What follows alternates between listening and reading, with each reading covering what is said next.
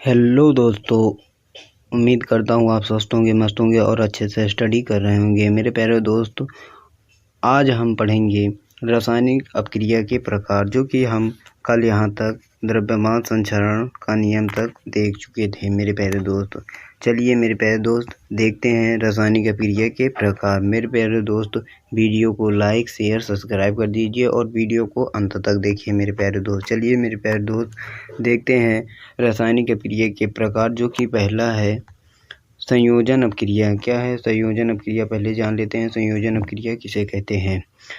ऐसी अपक्रिया जिसमें दो या दो से अधिक अभिकारक मिलकर एकल उत्पाद का निर्माण करते हैं, उसे संयोजन अपक्रिया कहते हैं। क्या कहते हैं मेरे प्यारे दोस्त, जैसे कि दो तत्व लेकर हम उनमें अभिक्रिया कराते हैं तो एक नया पदार्थ जिसे उत्पाद कहते हैं, उत्पाद का निर्माण होता है, उसे ही संयोजन अपक्रिया कहते हैं मेरे प्यारे दोस्त। जैसे चलिए देखते हैं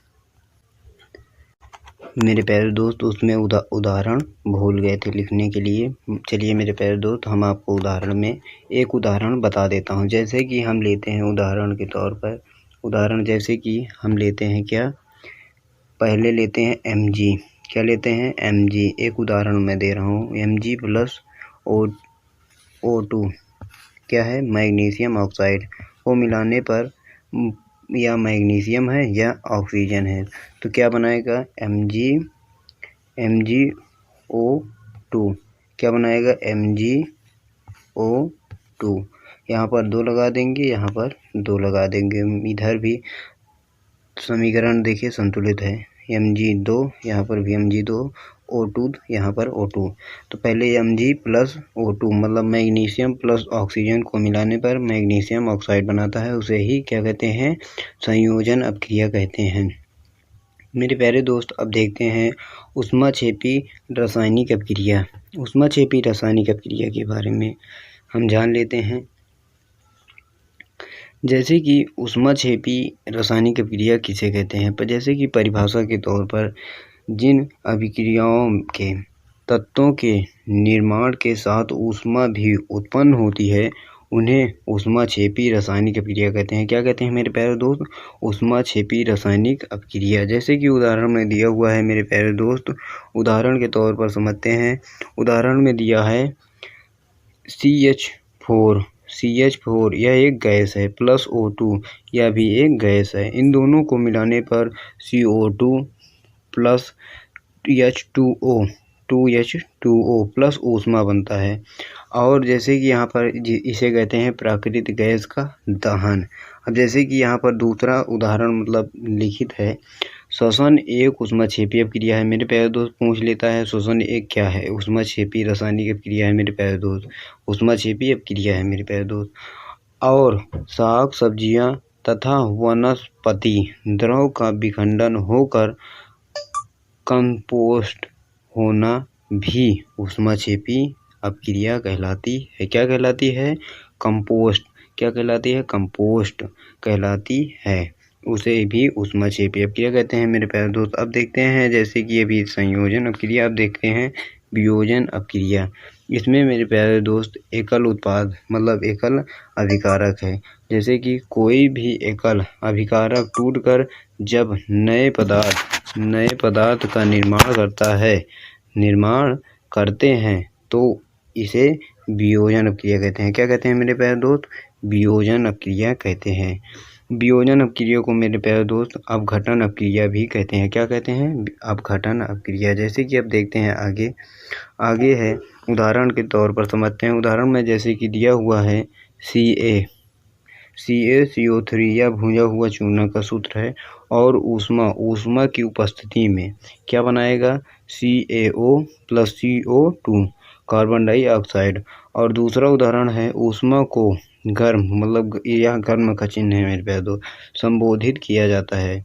और दूसरा उदाहरण यहाँ पर देखिए नीचे है, जैसे कि 2FeSO4 को गर्म करने पर Fe2O3 plus SO2 plus SO3 बनाता है। चलिए मेरे प्यारे दोस्त आगे देखते हैं। आगे जैसे कि दिया हुआ है, वियोजन अपक्रिया निम्न 3 प्रकार की होती हैं। कितने प्रकार की होती हैं मेरे प्यारे दोस्त, 3 प्रकार की होती हैं। अब देखते हैं वियोजन अपक्रिया कितने प्रकार की होती हैं। वियोजन अपक्रिया 3 प्रकार की होती हैं। जैसे कि पहला दिया हुआ है यहाँ पर ऊष्मीय वियोजन। अब देखते हैं ऊष्मीय वियोजन किसे कहते हैं। ऐसी अपक्रिया जिसमें पदार्थों का अपघटन होकर उत्पाद बनाने में संपूर्ण अभिक्रिया ऊष्मा के द्वारा हो उसे ऊष्मीय वियोजन या ऊष्मा अपघटन अपक्रिया कहते हैं। क्या कहते हैं? ऊष्मीय अपघटन अपक्रिया कहते हैं। उदाहरण में जैसे कि यहाँ पर मेरे प्यारे दोस्त दिया हुआ है, उदाहरण में 2 mgBe ऊष्मा या गर्म करते हैं तो 2 mg + Be2 बनाता है, जिसे कि 2 mgBr को सिल्वर ब्रोमाइड कहते हैं और 2 mg को सिल्वर और Be को ब्रोमाइड कहते हैं मेरे प्यारे दोस्त। अब देखते हैं आगे दूसरा, जैसे कि दूसरा उदाहरण है सिल्वर ब्रोमाइड का उपयोग श्वेत मतलब श्याम श्वेत फोटोग्राफर में किया जाता है। अब देखते हैं वैद्युत वियोजन अपक्रिया जो कि दूसरा है। ऐसी अपक्रिया जिसमें पदार्थों का वियोजन विद्युत धारा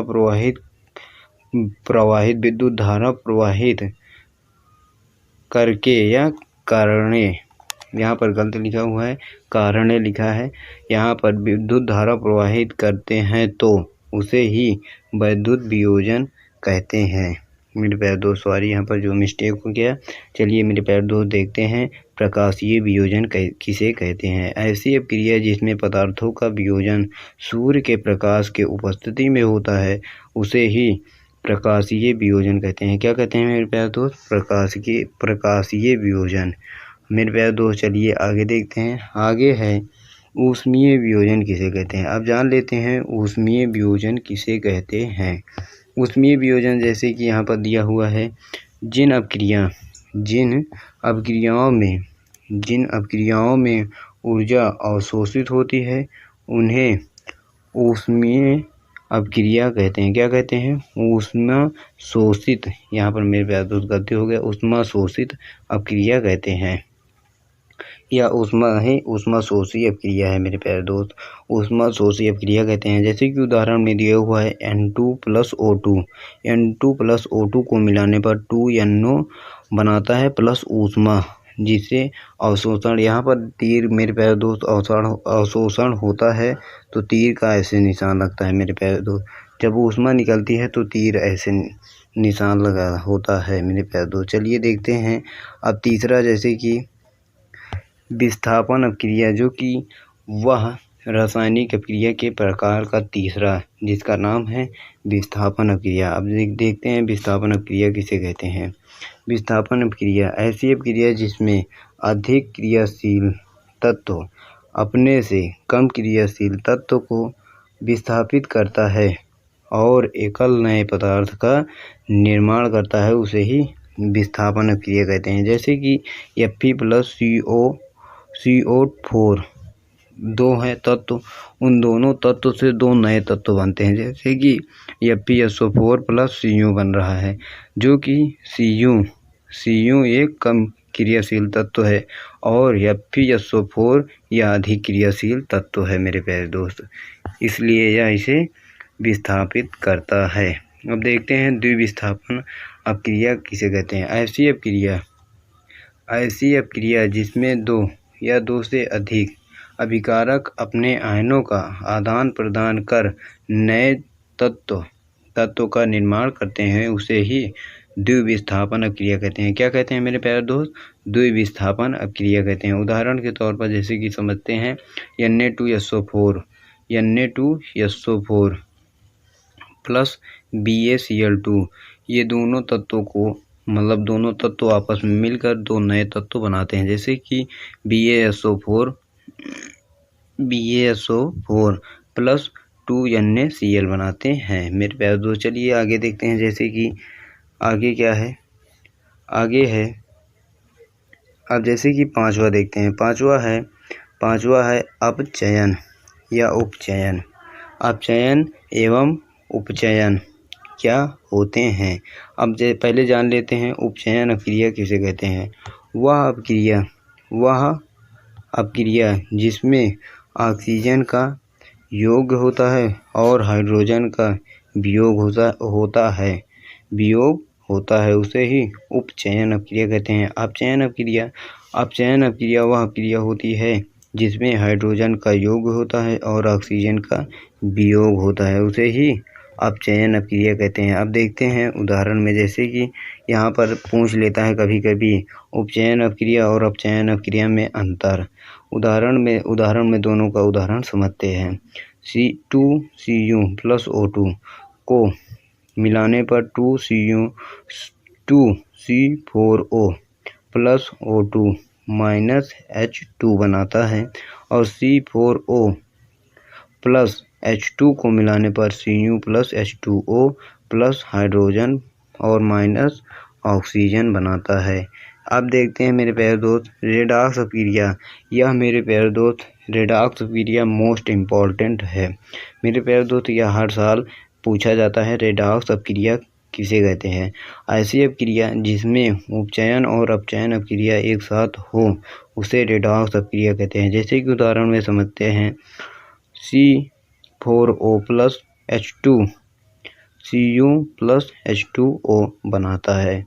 मेरे प्यारे दोस्त आज का टॉपिक यहीं तक था। यह चैप्टर समाप्त होता है मेरे प्यारे दोस्त। आपका धन्यवाद जो वीडियो अंत तक देखे मेरे प्यारे दोस्त। अब वीडियो को लाइक शेयर सब्सक्राइब कर दीजिए मेरे प्यारे दोस्त। आपसे निवेदन करता हूँ। मिलते हैं अगले सेक्शन में। जय हिंद, जय भारत।